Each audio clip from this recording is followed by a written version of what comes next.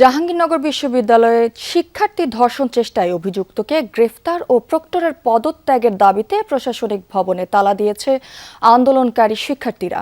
সকাল 10টার দিকে প্রশাসনিক ভবনের সামনে অবস্থান নেন তারা, পরে তালা ঝুলিয়ে দেন। প্রক্টোরিয়াল বডির বিরুদ্ধে দায়িত্বে ব্যর্থতার অভিযোগ শিক্ষার্থীদের।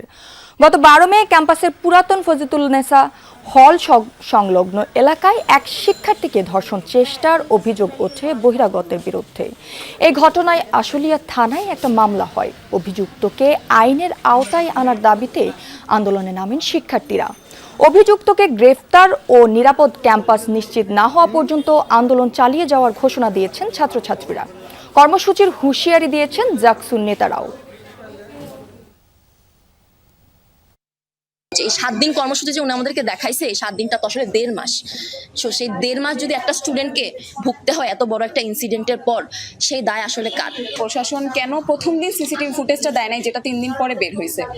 এই ক্যাম্পাসে এখন আমরা অনিরাপদ বোধ করি, আর এই দায় আসলে কার, সেইটার বিরুদ্ধে আমাদের আজকের অবস্থান কর্মসূচি। আমরা যা শুনেছি 3 বাহিনী কাজ করছে, কিন্তু এর বাইরে অগ্রগতি হচ্ছে, কাজ হচ্ছে, এর বাইরে কোনো ধরনের আপডেট আমরা পাচ্ছি না।